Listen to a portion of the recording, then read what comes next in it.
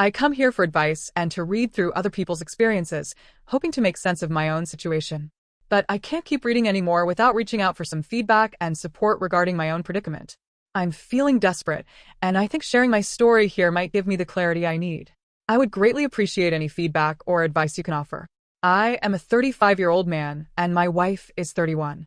We've been together for 5 years and married for 4. We also have 2 children, one is 3 years old, and the other is 1.5 years old. Life has been busy, to say the least. Right now, we're in the middle of building a house, which, as you can imagine, adds a layer of stress to an already demanding life. Despite these challenges, things were going well for the first few years of our relationship. We shared a deep connection, both emotionally and physically. However, for the last 6 months, things have been completely different. We haven't had any intimacy at all during this time. Not even a kiss, no hugs, no hand-holding, nothing. And it's not just the physical side that's missing. She has become distant, both emotionally and physically. We used to be so close, but now it feels like we're strangers living in the same house. Naturally, this has caused me a lot of distress.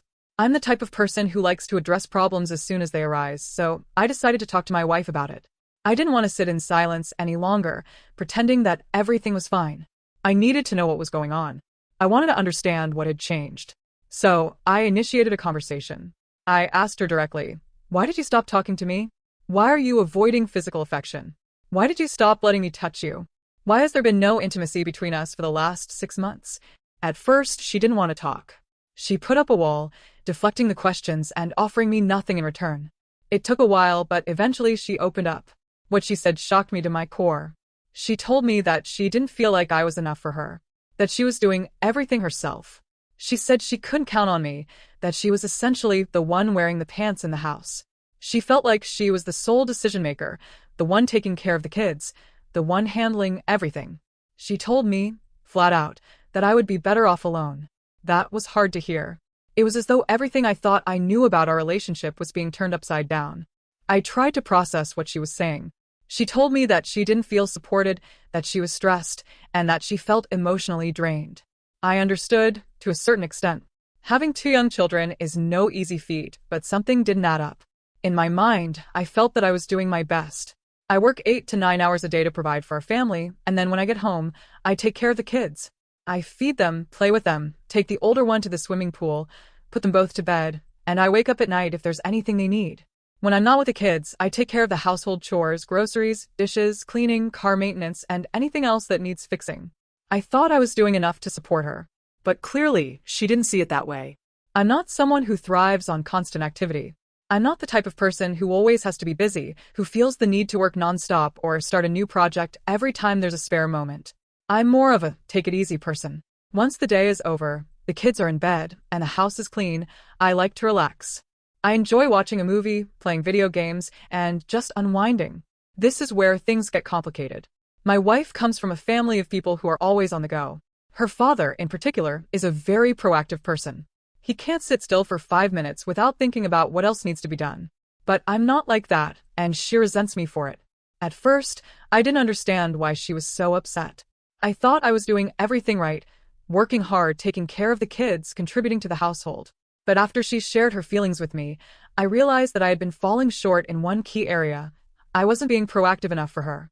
She wanted me to be more like her father, to always be looking for things to improve, to always be striving for something more. So, I made a change. I pushed myself to be more proactive. I started doing extra things around the house, like making more trips to the store, fixing things that had been left undone, and not just sitting on my crap in the evenings. At first, she seemed to appreciate the effort. But it didn't change the way she treated me. It didn't bring us closer. She still seemed distant, emotionally unavailable. It was as though my actions didn't matter, as though no matter how hard I tried, I couldn't break through the wall she had put up. Eventually, I had to have another conversation with her.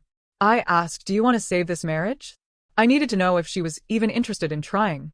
Her response was a simple, "I don't know." That was a hard pill to swallow. I wanted to hear that she was committed to making things work, but instead, she was unsure. I asked her again, "Do you want to go to marriage counseling?" Her answer was the same, "I don't know." That was when I realized just how deep the problem had gone. I told her that it wasn't good enough to be uncertain.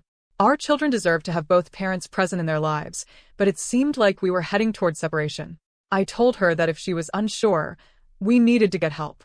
That's when she agreed to marriage counseling. I found a therapist and we had our first session. But things didn't go as smoothly as I had hoped. During the counseling, we learned that we had different love languages. I need physical touch. I crave it. But my wife, she doesn't. She needs work done to feel loved, like chores and actions that show care. I tried to understand her perspective and I did my best to meet her needs. But it still felt like we were drifting further apart. One of the most painful moments of our counseling came when my wife revealed some truths about her feelings. She told me that she had married me not out of love, but to impress her parents. She said that our marriage had always been more about fulfilling some family expectation than about genuine love. She even admitted that she had married me because she was enchanted by the idea of being with someone, not because she was truly in love with me. It stung to hear this. After all the years we had spent together, I felt like she was saying everything I had believed in was a lie. But I didn't want to make things worse by reacting poorly. I had to process it. And the more I thought about it, the more I realized that maybe she had never truly been happy with me, and I had been blind to it. The therapist was shocked when she learned that we hadn't been sleeping in the same room for the past 6 months. My wife explained that it was because she had the kids in the bed with her. There wasn't room for me. The therapist's response was blunt. That's a terrible example for the kids. If there's no room, get an extra bed, put it in a room, and make space for your husband. I took her advice. I went out, bought a new bed, and put it in the room next to our shared bed. Even with the new bed, I still felt alone. My wife slept on the far side of the bed, the kids were in between us, and I was relegated to the far corner. It felt like we were living separate lives under the same roof. She had become so distant, so emotionally unavailable, that I didn't even feel like I was in a marriage anymore. I didn't know what to do. I loved her, but I felt like I was invisible to her. In therapy, things started to change. She admitted that she had been feeling depressed, especially after staying home with the kids all the time. I had never seen that side of her before. She had always been so strong, so confident. But it seemed like the weight of everything had worn her down. I wanted to support her, but I also wanted to know what I had done wrong. She said everything she had said before was due to her emotional state, and I tried to be understanding. Recently, she returned to work, and we hired a nanny to help with the kids. Things seemed to get better for a short time. We started talking again, but the emotional distance remained. There was no intimacy, no affection. It felt like we were two people just coexisting. I tried to push forward, hoping that counseling would help, but every time I brought up the topic of intimacy, she shut me down. The last straw came when I discovered that she had been trying to contact her ex-boyfriend. It happened one night when she tried to call him 4 times in a row. I was livid. Why was she calling her ex at 10 p.m.? I decided to check her messages, and what I found broke me. She had written to him, saying she was going to keep calling until he picked up. When I confronted her, she lied about it, saying she wasn't calling him. But the evidence was right there. I showed her the call log, and she had no choice but to admit it. She explained it away, saying that her ex had been drunk and had called her, but when she hung up on him, she felt bad and wanted to apologize. She claimed that the whole thing wasn't a big deal. But for me, it was a huge red flag. It was the first time I had seen something like this. I was angry, confused, and hurt. At this point, I started questioning everything. Was she cheating? Was there someone else? The intimacy had been gone for months, and now I was discovering this secret contact with her ex. I didn't know what to believe anymore. The day finally arrived, the moment when I knew I could no longer continue living in the suffocating web of lies and betrayal. It had taken months of emotional turmoil, introspection, and unbearable moments of agony to reach this point. But now I had made up my mind. I couldn't go back. I would no longer tolerate the disrespect, the dishonesty, and the complete disregard for the vows we once shared. My lawyer contacted her lawyer, officially informing them that I had decided to file for divorce. My mind was made up, and I was determined to follow through with it. This wasn't an easy decision, nor was it made hastily. The road leading to this point was fraught with pain, confusion, and sleepless nights. But when you reach the depths of despair, you realize there's nothing more to lose. I had given everything I had to this marriage, and it wasn't just about the love I once felt. It was about trying to salvage something that no longer existed, trying to fix something that had been broken beyond repair. My lawyer laid out the terms of the divorce. It wasn't about seeking revenge or acting out of spite. It was about securing a future for myself and my children, one that didn't involve living in constant emotional chaos. It was about protecting my mental health and trying to rebuild from the wreckage. As we waited for her lawyer's response, I could only reflect on the magnitude of what had happened, the choices that had led us here, and the consequences of those choices. As expected, my wife's family didn't take kindly to my decision. They were upset, blaming me for what was happening, accusing me of destroying the marriage. Her sister, in particular, made it clear that this was all my fault. She claimed that it was my wife's selfishness that had started everything, but now, apparently, my wife was full of regret. She was crying, wishing she could turn back time, and apparently, I was the one standing in the way of reconciliation. According to her sister, I was the selfish one, the one who was choosing to tear the family apart. The accusations stung, but I couldn't let them cloud my judgment. They tried to manipulate me, to make me feel like I was making a terrible mistake. Her sister even went so far as to tell me that if I came back to my children, I wouldn't have to return to my wife, just come back to raise our 2 boys. She said I was full of anger, and over time, it would fade, and I would realize that this wasn't the right choice. She suggested I suck it up and continue living with my wife, framing the divorce as my act of vengeance, not only on her, but on our children as well. It was as if everything I had been through didn't matter. If I left, I would be the one to ruin everything, and the kids would suffer for it. For a brief moment, I allowed myself to feel guilty. I questioned whether I was truly making the right decision. Was it my fault that my wife had treated me like I was invisible for so long? Had I done something to push her away? Could I have handled things differently? My mind was clouded with doubt, and I struggled to shake the feeling that perhaps I was being too harsh. But deep down, I knew this was the right path. There was no way to go back from the betrayal and the emotional abandonment she had subjected me to. No amount of remorse or tears would undo the damage that had been done. As much as it hurt to think about the impact this divorce would have on our children, I knew it had to happen. I couldn't live a lie anymore. The idea of staying in a loveless marriage just to keep up appearances or protect a family unit that no longer existed felt like a betrayal to myself. I couldn't keep pretending. I wanted my children to see me as a strong and capable father, someone who could show them that they deserved better than living in a broken home. So, I stayed firm in my decision. Divorce was inevitable. However, her family didn't relent. They turned against me with full force. They painted me as the villain in this story, the one who would leave the children without a father, the one who would destroy everything. The narrative they spun was both frustrating and predictable. I had known this was coming, the moment when they would flip on me, painting me as the bad guy no matter the circumstances.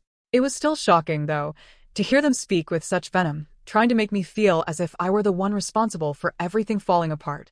Despite their accusations, I stuck to my decision. It was clear to me now that there was no way to repair the damage. I had been treated with disrespect for months, and no amount of apologies or guilt trips could change that. But as I dealt with their criticism, I also began to consider what the future might look like. How could I protect my children, ensure their well-being, and maintain a presence in their lives, all while navigating the intricacies of this divorce? The terms of the divorce remained in limbo as we waited for her lawyer's response. The biggest issue on the table was the house. My wife had agreed to take over the mortgage, but she was offering a fraction of what I felt I was entitled to. She justified it by saying that she would be the one living there with the kids, and that she had put in her own money to finish the house. However, I had invested a significant amount into building it, and I wasn't about to walk away with nothing. Her offer wasn't enough to buy me a place to live. I didn't want to live in that house anymore, especially not after everything that had transpired. I also didn't want to stay in the small town an hour away from the capital city, where I was now living. My new life was there, close to my work, my friends, and the support system I needed. But at the same time, I couldn't ignore the fact that my children were tied to that small town. Their kindergarten, their nursery, their friends, everything they knew was there. It's not like I could just walk away from them. As a father, the last thing I wanted was to become a part-time dad. But the circumstances were complicated, and the law in Poland didn't offer much flexibility in terms of shared custody. My lawyer and I tried to negotiate the terms with her lawyer, but it felt like every step forward was met with an obstacle. At one point, I even considered proposing a new idea to shut her family up.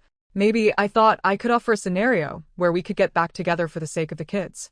It would be a partnership, no marriage, but a shared responsibility for raising our children. I considered the logistics, separate finances, her moving to the capital city with the kids, and me agreeing to monitor her phone and GPS. It was a way to keep control, a way to make sure she wouldn't stray again. But deep down, I knew it wasn't a solution. I didn't love her anymore. I didn't trust her. And more than that, I didn't think I could ever live with the constant fear of her cheating again.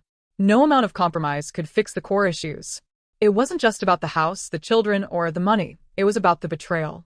It was about my peace of mind, something I hadn't had in months.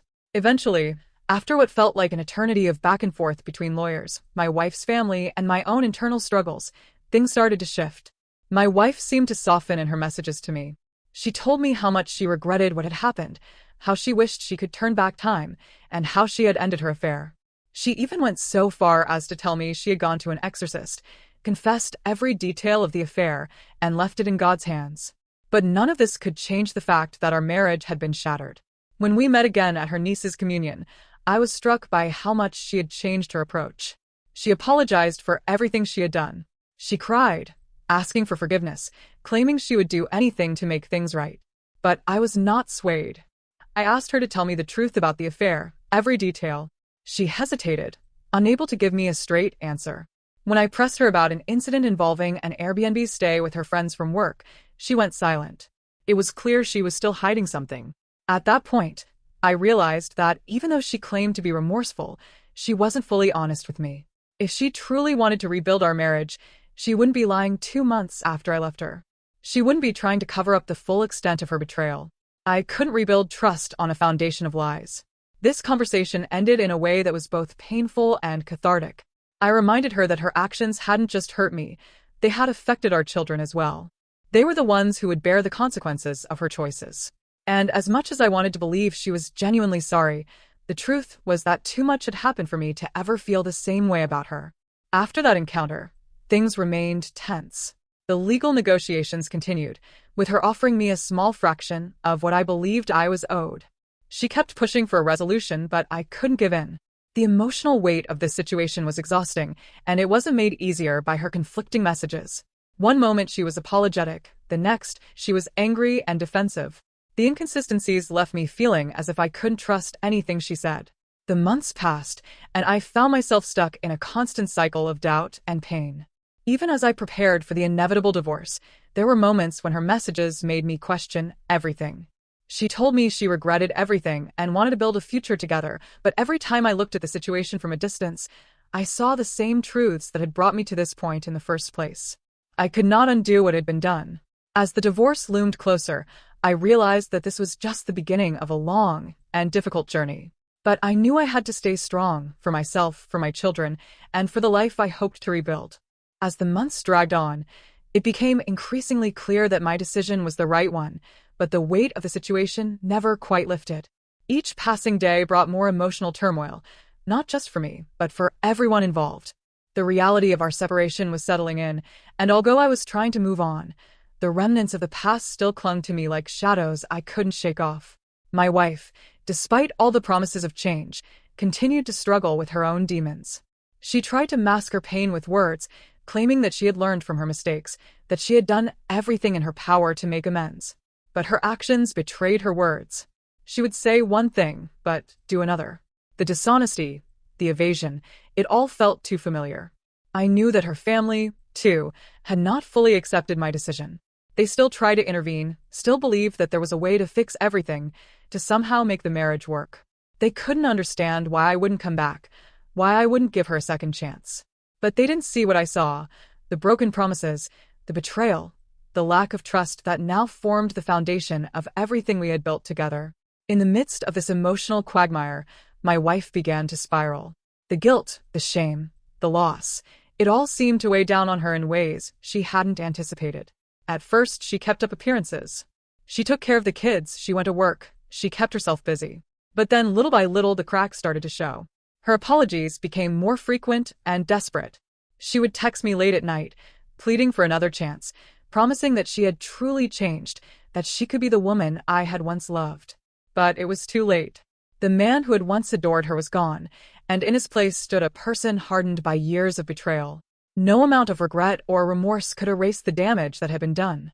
There were days when she seemed to understand this, moments where I could see the sorrow in her eyes, a deep well of regret that seemed to consume her. But in those same moments, there were flickers of anger, of blame, as if she were trying to convince herself that I was the one who had failed, that I was the one who had destroyed everything. I tried to stay away, to maintain the distance that was necessary for healing. I focused on rebuilding my own life, finding solace in the routines of daily living. But then one cold, winter evening, the phone rang. It was a call I wasn't prepared for. My wife's sister, her voice trembling with a mix of grief and fear, told me that something had happened to her. She was in the hospital, and it didn't look good. A part of me felt the familiar twinge of guilt as I rushed to the hospital, the part of me that still cared despite everything. The rational side of me knew that I couldn't save her, that our paths had diverged beyond repair. But there was a deeper part of me, the one that had once promised to always stand by her, that felt drawn to her in her time of need. When I arrived, I was led to a small, sterile room. Her family was there, their faces ashen, the air thick with unspoken tension.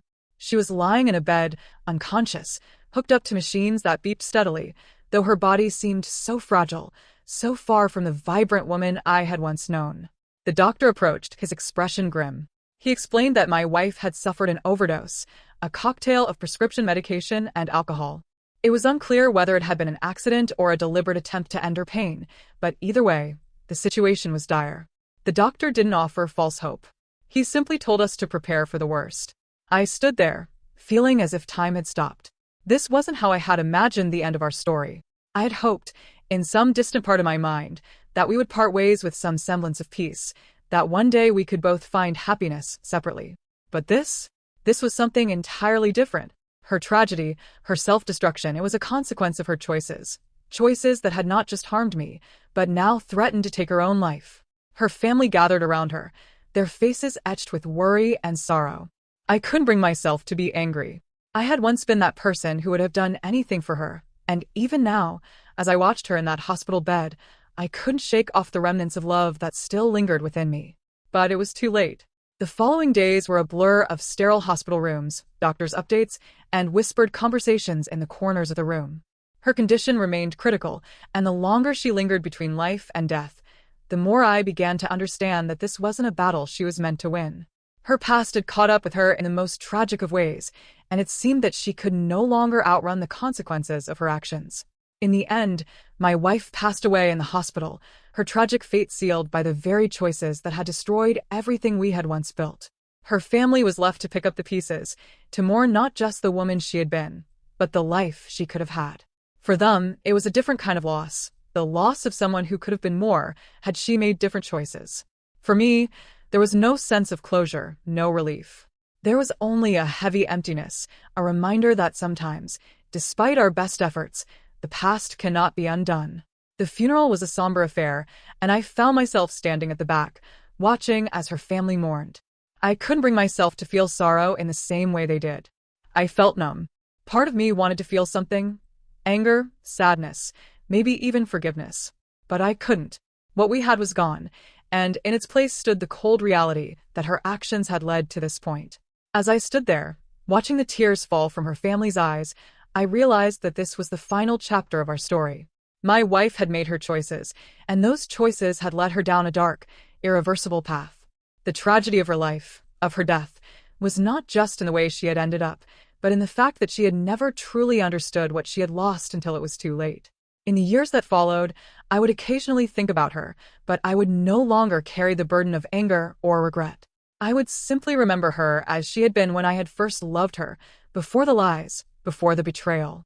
And I would learn to accept that sometimes people destroy themselves, even without meaning to, and that no matter how much we try to save them, there are forces beyond our control that shape the end.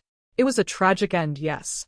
But it was also a reminder of the importance of our choices and how, in the end, we must all live with the consequences of the lives we lead. Thank you for watching this video. Don't forget to subscribe and hit notification bell to stay updated.